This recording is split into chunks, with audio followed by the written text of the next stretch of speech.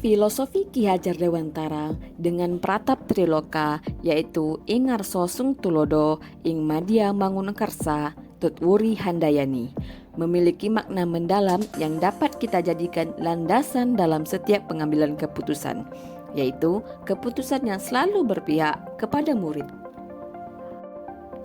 Sebagai pemimpin dalam mengambil keputusan seharusnya 1. Memberikan teladan dan contoh akan keputusan yang bijak, menjadi teladan yang patut ditiru. Ingarso Sung Tulodo.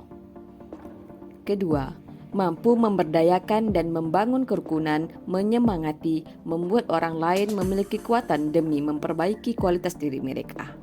Ing Madya Mangunkarsa. Ketiga, mampu mempengaruhi dan mendorong semangat meningkatkan kualitas agar selalu menjadi lebih baik. Tutwuri Handayani.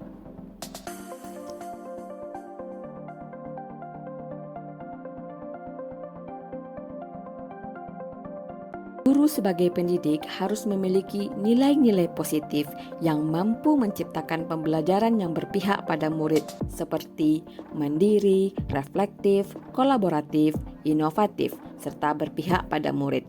Nilai-nilai tersebut akan mempengaruhi dalam pengambilan keputusan sesuai dengan situasi yang dihadapi dengan mempertimbangkan 3 prinsip dalam pengambilan keputusan.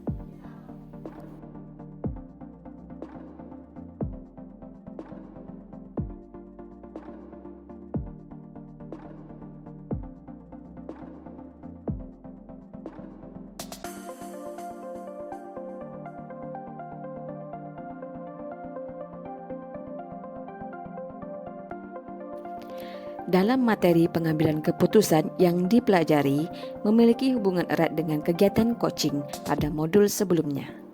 Pada proses coaching, kita membantu coachee dalam menentukan atau mengambil keputusan. Sedangkan pada modul ini, kita merefleksikan apakah keputusan yang kita ambil dapat dipertanggungjawabkan. Menjadi win-win solution ataukah justru akan menimbulkan masalah di kemudian hari.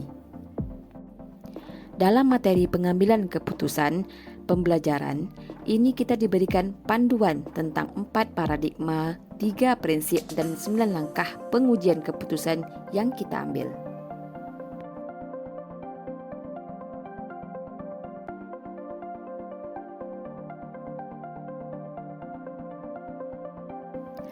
Kemampuan guru dalam mengelola dan menyadari aspek sosial emosional sangatlah penting, terutama dalam mengelola kasus dilema etika.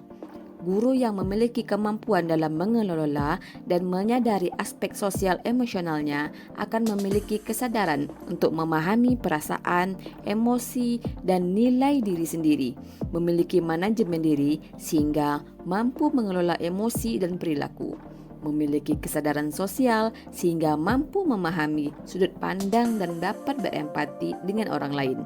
Memiliki keterampilan berelasi sehingga dapat berkomunikasi dengan lebih efektif dan dapat mengambil keputusan yang bertanggung jawab. Masalah yang terkait dilema etika akan diselesaikan dengan kepala dingin dan hati yang tenang sehingga pengambilan keputusan dapat berjalan sesuai dengan langkah yang sistematis.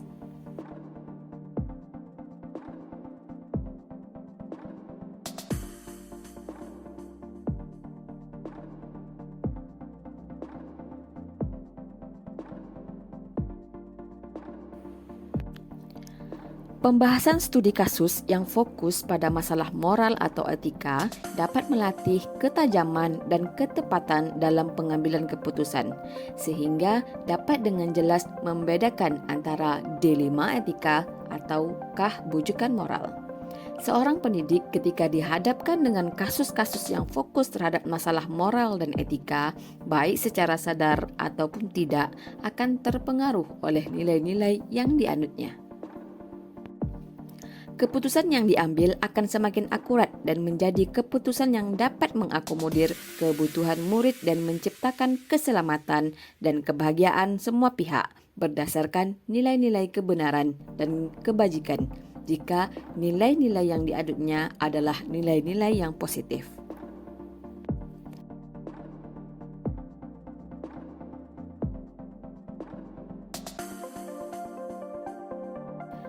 Pengambilan keputusan yang tepat tentunya akan berdampak positif pada terciptanya lingkungan yang positif, kondusif, aman, dan nyaman. Pengambilan keputusan yang tepat harus dilakukan dengan cara yang tepat pula, disesuaikan dengan situasi yang terjadi dengan berlandaskan nilai-nilai kebajikan universal, berpihak pada murid dan dapat dipertanggungjawabkan.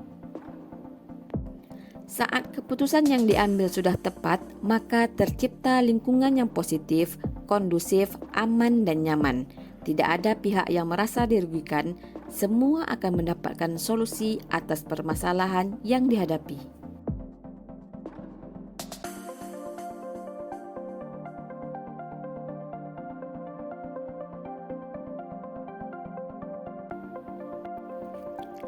Tantangan yang saya hadapi dalam pengambilan keputusan terhadap kasus-kasus yang sifatnya dilema etika adalah perasaan yang tidak enak yang timbul karena takut tidak dapat memuaskan semua pihak.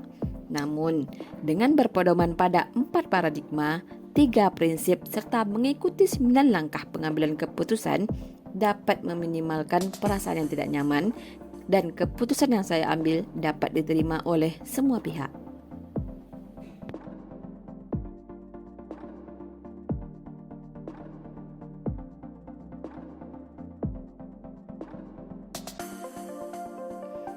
Pengaruh pengambilan keputusan yang kita ambil dengan pengajaran memerdekakan murid-murid kita adalah terciptaka merdeka belajar. Keputusan untuk memerdekakan murid merupakan proses untuk memenuhi kebutuhan belajar murid. Untuk memutuskan pemenuhan belajar murid bisa menggunakan pembelajaran berdiferensiasi.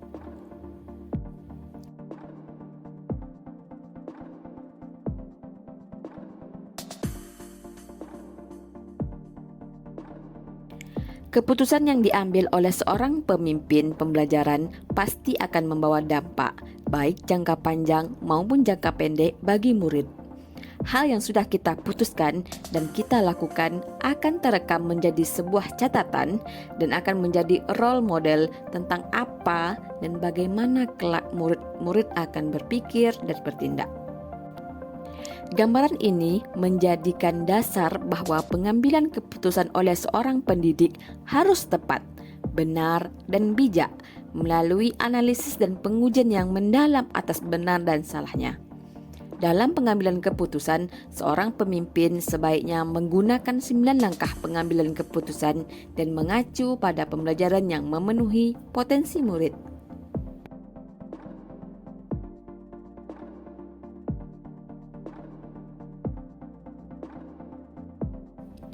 Kesimpulan yang dapat saya ambil jika mengaitkan dengan materi sebelumnya yaitu pengambilan keputusan sebaiknya mengacu pada 1.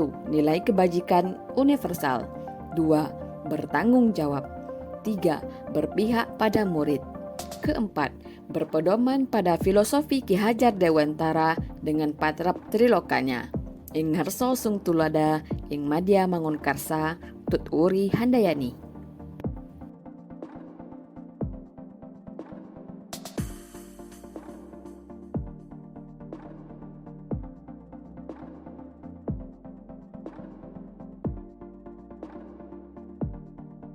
Saya cukup memahami materi pada modul ini, sehingga pada proses penerapannya sangat membantu dalam menyelesaikan permasalahan yang ada.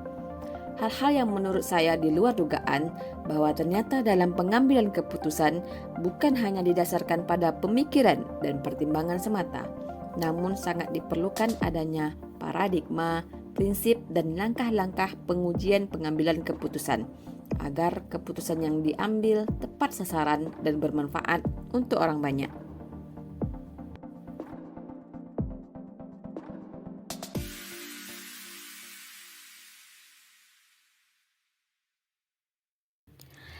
Sebelum mempelajari modul ini, dalam pengambilan keputusan saya biasanya memanfaatkan prosedur umum yang berlaku di sekolah, yaitu berkomunikasi dengan pihak terkait, seperti guru mata pelajaran, guru BK, wakil kepala sekolah, dan kepala sekolah dengan bahan perbincangan yang mengalir apa adanya. Setelah mempelajari modul ini, saya mencoba menerapkan analisa berdasarkan 4 paradigma, 3 prinsip dan 9 langkah pengambilan keputusan.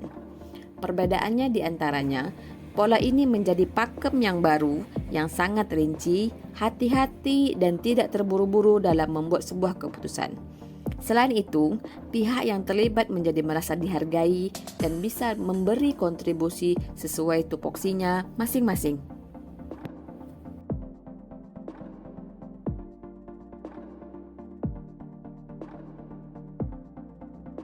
Perubahan terbesar yang saya alami yaitu 1. Berhati-hati dalam bertindak dan mengambil keputusan. Yang kedua, mempunyai pola yang teratur dalam menganalisa sebuah masalah. Yang ketiga, meningkatnya empati pada diri sendiri untuk memahami permasalahan yang terjadi pada orang lain.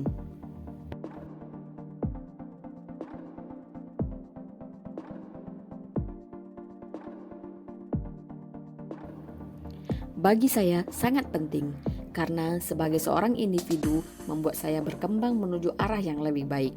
Dan sebagai seorang pemimpin, saya harus mampu mengambil sebuah keputusan terbaik dan bertanggung jawab.